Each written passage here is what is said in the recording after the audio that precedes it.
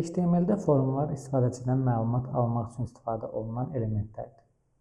Buna nümunə olaraq nəyi göstərmək olar? Deyək ki, bizim bir login səhifəmiz var və bu səhifədə biz istifadəçidən e-mailini və parolunu götürüb yoxlamaq istəyirik ki, onun yazdığı e-mail və parol düzgündür ya yox. Əgər düzgündürsə, biz onu digər səhifəyə yönləndirəcəyik. Və biz istifadəçidən həmin məlumatı almaq üçün forumdan istifadə edirik.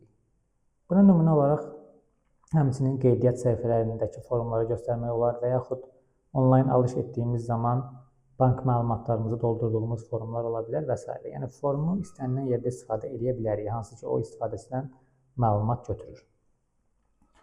Form yaratmaq üçün biz form təqindən istifadə edirik.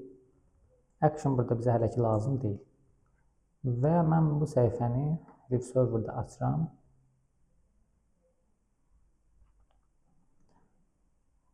Və deyək ki, bizim səhifəmiz bir register formudur.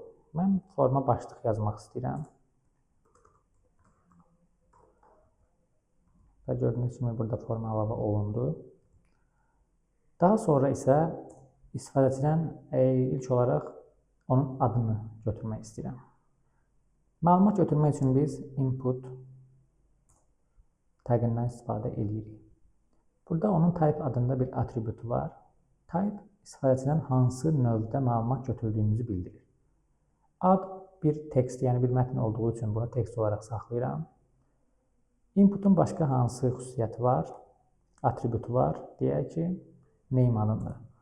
Bu həmin inputun adı nədir? Onu yazırıq burada və biz ad götürdüyümüz üçün ona first name yazıram. Bu nə üçün istifadə olunur? Biz formu və formun içindəki məlumatı götürəndə bu inputa yazdığımız hər hansı bir mətn adımızı yazırıqsa, həmin mətn bizə first name adı altında gəlir. Yəni, biz avtomatik oradan başa düşürük ki, bu first name-dir. Daha sonra biz surname yaradacağıq, olacaq surname və s. Və browserə keçdikdə belə bir inputumuz yaranır və mən bura mətn üçün istənilən şeyi yaza bilərəm. Və daha sonra deyək ki, mən götürmək istəyirəm onun soyadını, yenə input və burada name olur last name.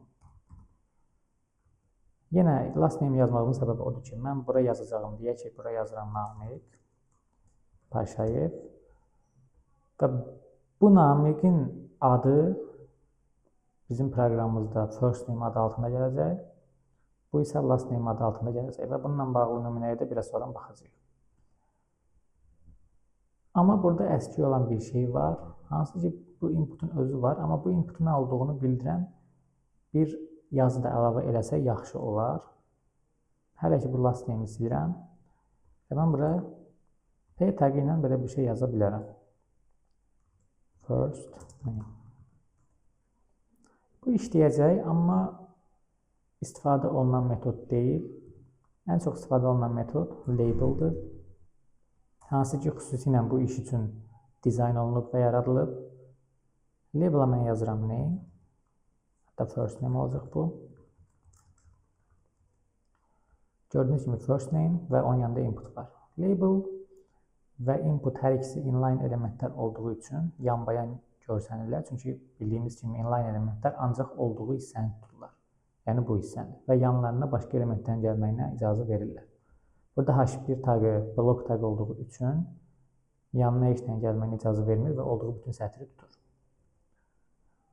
Label-ı daha da inkişaf etdirə bilərik. Burada for nə üçündür? For atributu bu label-ın hansı inputa aid olduğunu bildirmək üçün istifadə edirik. Mən əvvəlcə bu inputa bir ID verirəm və ID-ni qoyuram first name. Və bu forda da həmin label'ın aid olduğu HTML elementinin ID-sini yazırıq. ID-si də first name olduğu üçün bura first name yazıram. Bunun üstünlükləri nədir? İlk növbədə mən label'a klik eləyəndə avtomatik həmin name olan, first name olan inputa fokuslanır. Səbəbi odur ki, mən for atributu ilə bu inputa qoşdum.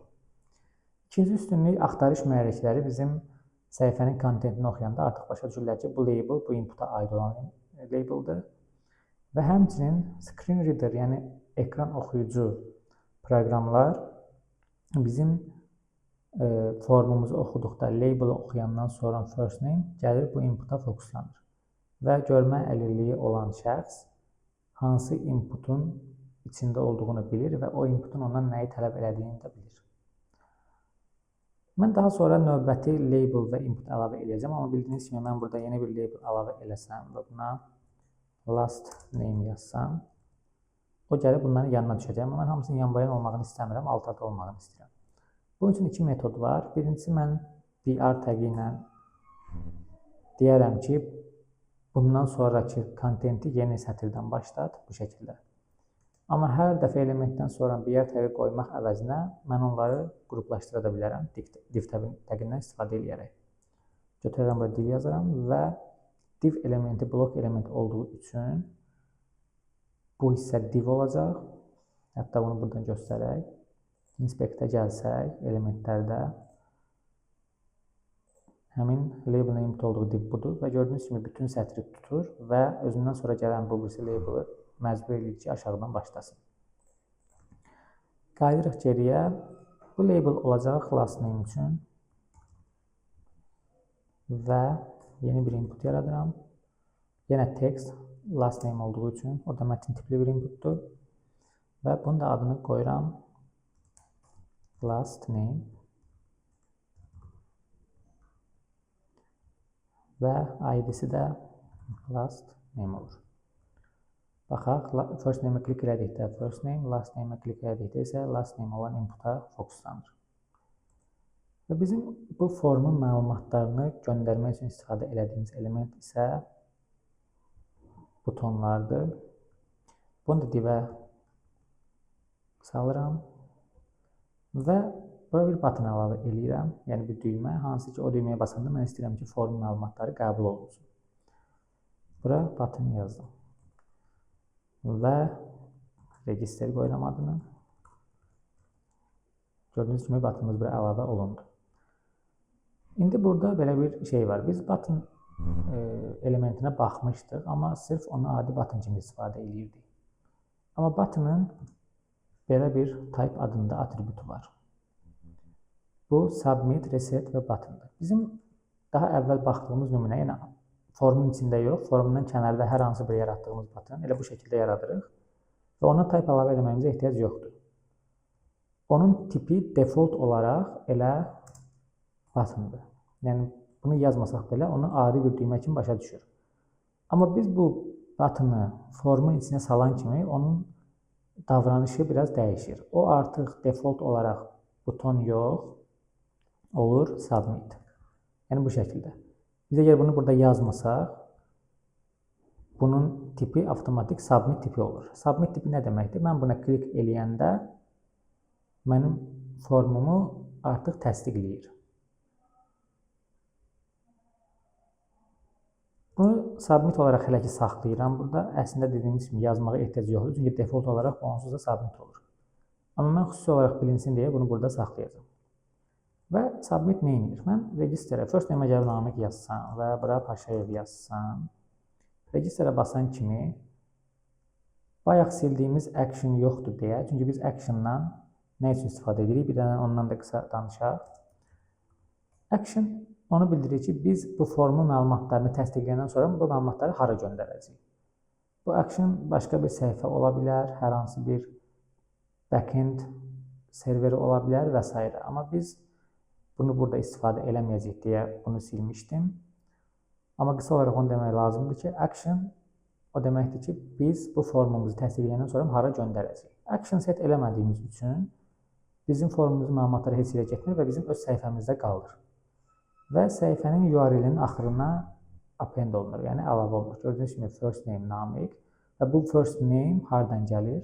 Biraz əvvəl danışdığımız kimi burada yazdığımız name hissəsindən gəlir.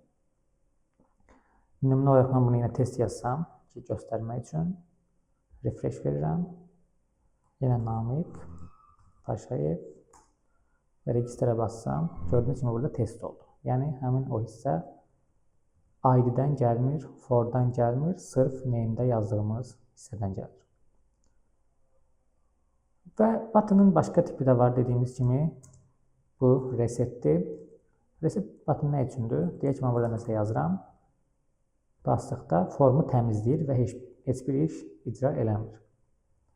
Və son olaraq da type button var. Bu da yenə burada nəsə yazsam və fikir verirsiniz, burada heç nə dəyişməyəcək. Çünki mən artıq bunun tipini dəyişib adi bir düymə kimi elədim. Bunu necə istifadə edirik? Deyək ki, bizim forumumuzda bir register düyməsi var. Hansı ki, mən bunu yazmasam, o artıq avtomatik submit tipli bir button olur. Amma registerin yanında mən başqa hər hansı bir düymə qoymaq istəyirəm. O submit eləmir, amma müəyyən başqa bir işi görür. Mən əgər onu bu şəkildə saxlasam, deyək ki, click, hər hansı bir iş görən bir buttondur. Və bura mən formu nəsə yazsam, registerə bassam, bildiyiniz kimi submit olur. Amma klikə bassam, yenə bu submit olur. Səbəb odur ki, yenə formun içindəki buttonların type'ı avtomatik bu şəkildə olur, default. Ona görə mən bu klikə xüsusi olaraq bildirməliyəm ki, sən submit button deyilsən, sən sadəcə olaraq adi bir düyməsən, yəni adi bir button tipsən. Ona görə mən bunu xüsusi olaraq button mütləq şəkildə yazmalıyam ki, bu register buttonundan onu fərqləndirə bilim. Bu bizə hələ ki lazım deyil, ona görə bunu silirəm. Və bu ikisi istifadə elədiyimiz input typelarından biridir. Əslində ikisi eyni typedir. Bu da textdir və ikinci elementimiz xüsusi olaraq əlavə edildiyimiz burada buttondur, hansı ki bizim formumuzu submit eləyir və əlavə olaraq köməkçi vasitə kimi də labellərdən istifadə edə bilərik. Bu həm vizual olaraq, həm də axtarış mühərrikləri, yəni həm onlar, həm də ekran oxuyucu proqramlar üçün əlavə məlumatları istifadəçiyə təmin edir və proqramlara təmin edir.